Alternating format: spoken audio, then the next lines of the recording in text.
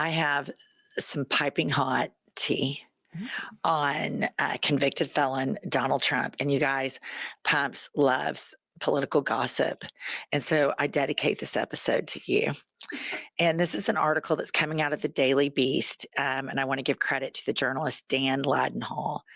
And the headline of it is Secret Service Freaked Out by Trump's Adoring Female Aide.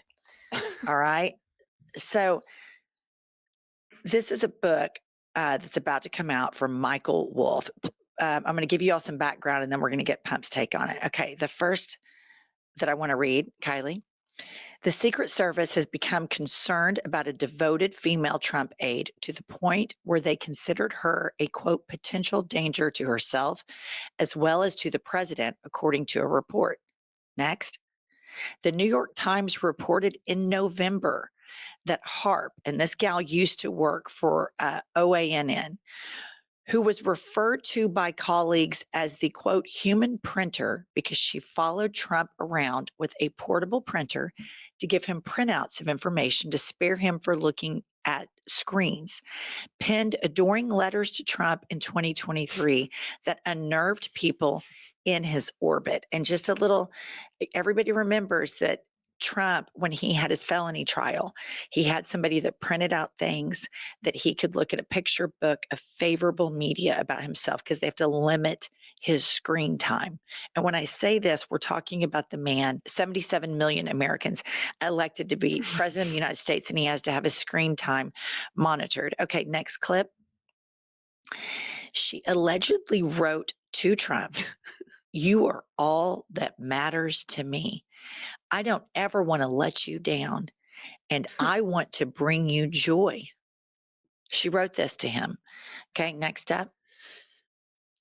According to Wolf, Harp's fixation was an open secret among Trump's staff, who found it discomforting and the alleged aggressiveness of her attention.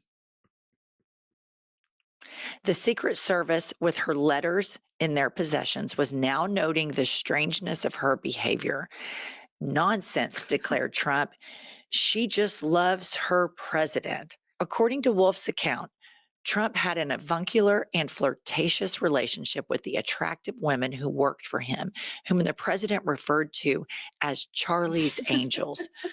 Wolf writes that Harp was in the entourage along with his lawyers, Alina Habba and Lindsay Halligan, who joined Trump at the NCAA Wrestling Championship in Oklahoma in 2023. Trump's subject of discourse at the NCAA event was which wrestlers the ladies found most attractive. Everyone seemed happy to play along, critiquing the various bodies, rating them as their type or not. But Natalie couldn't be moved. Trump reportedly pressed her on the matter, trying to make her obvious point even more obvious to everyone listening in with the disbelief and embarrassment of which Wolf claims that she only had eyes for Trump. Wolf claims that as Harp alleged, quote, obsession with Trump and her love-struck adulation became increasingly obvious, she also became increasingly integral to his operations. She contacted lawmakers on his behalf and became the keeper of the Truth social phone, who she was wholly in charge of the Trump posts online. In November, the senior staff of the Trump campaign released a statement saying they'd refused to respond to Wolf's inquiries, encouraging others to completely disregard whatever nonsense he eventually publishes. So, in summation, Pumps, Trump has this sycophant of all sycophants in his entourage, which that's no surprise. Right. She's the one that makes these picture books for him to look at. She's probably the one that fed him recently. Oh, I found a poll that your approval rating's 71%, listeners in the low 40s and plummeting as we speak. My prediction is by next week, he's in the 30s. There's no question about it because the economy's tanking. But she couldn't even participate in saying which wrestler she thought was hot. And we'll get into the psychology behind Trump's wanting them to do that and Right. him wanting to hear about other men and their bodies being hot, which is totally something we need to analyze. But Pumps, what do you make of all this? Well, I mean, the first thing that just jumps off the page at me is daddy issues, obviously. I mean, that goes without saying. But, he surrounds himself with these people like the Laura Loomer of it all that just fall madly in love with him. This gal, it sounds kind of like she's on the verge of stalker.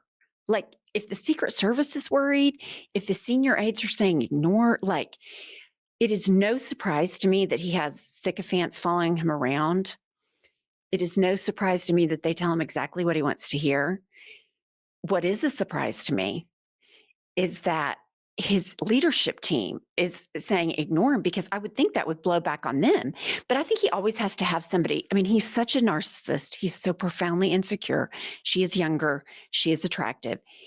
She is in love with him. And it sounds like if there was a breakup a la Laura Loomer style, where she just got discarded, I mean, we might have bunny boiling fatal attraction. And I just want you to know I'm here for it.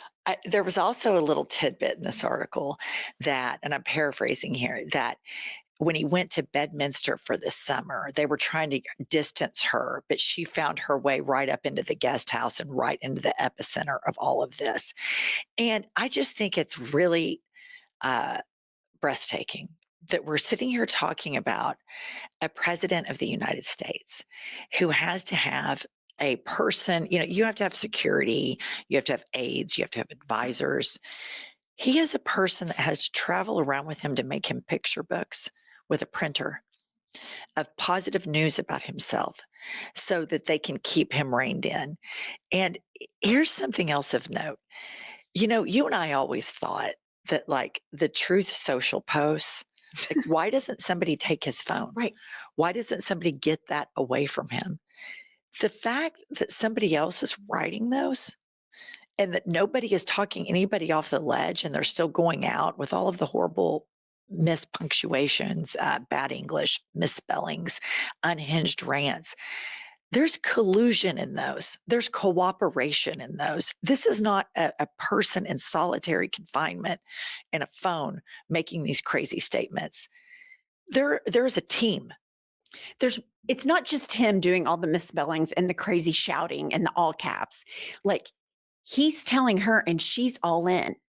I don't understand why someone that is the president of the United States runs around with an interpreter for English, with his little executive order person that explains all the executive orders, because Trump has no idea. He's got to have all this favorable press fed to him because he's so insecure. And he sits on Truth Social and makes an ass of himself. Like, every single day he does something that you're just like, that man is not well. He can't spell. And now he's got his little buddy. She's helping him. They're doing it together. Here's something we have to bear in mind. There is an appetite on the internet, as all of the people listening here have an appetite for counter programming, for facts, for truth, and for a little side of tea every now and then to keep themselves from, falling off the deep end with all of this Trump stuff, right? But there is an appetite for Trump's craziness, the cruelty, Nancy Mace, Marjorie Taylor Greene, and pro Putin propaganda to the tune of tens of millions of people. And they have been so wildly indoctrinated, and they think that this guy is the Messiah.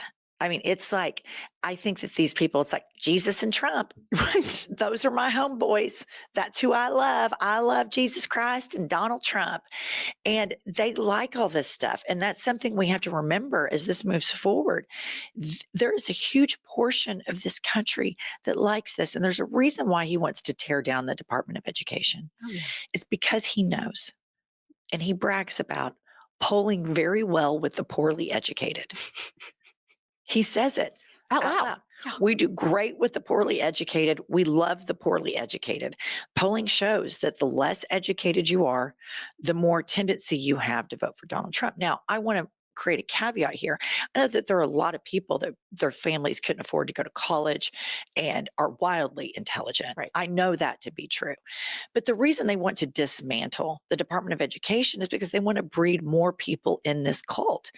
And this woman, I can understand why the Secret Service Mhm. has a 911 because I agree with you. This is bunny boiler situation. Right. This just doesn't sound like a normal, like Alina Habba is his sycophant and she runs her mouth for him, but she doesn't strike. I mean, she's crazy, but she doesn't strike me as like full blown bunny boiler. This woman, like, that's a bunny boiler type sitch. Well, and Alina Habba wants to be a star in her own right. Right. You know, she comes out to his rallies and to rap music and she tries to pump up the crowd. Like she is thirsty. She's Very. a thirst trap person. The quiet ones like this that are, you know, I can understand why the Secret Service is like, we have a bunny boiler situation on our hands. This gal, they know, the Secret Service knows. Right. Why is this young, attractive blonde writing him these freaky love letters? That's nuts. She's clearly unhinged. I mean, they know that. Even if they like him, they know. They know deep down that the math on that doesn't work out. Right. And, you know, it's so interesting because Donald Trump never has a shortage of sycophants that follow him. He'll throw them under the bus, he'll get a new one. You know, it'll be interesting to see where this goes in the future. I don't think it's going to go anywhere. I just thought it was some good If tea. they break up, if Susie Wiles, because, you know, she's keeping the clown car, she's keeping Susie Wiles has failed miserably failed. because when your boss is the clown, Right. I think that was a declarative statement destined for failure that she was going to keep the clown car. She has no control. She had Elon Musk in there with his toddler wiping boogers on the Resolute desk, which I read this morning. The Resolute desk has been picked up from the Oval Office and taken to be refinished. Because Trump's a germaphobe. Yes.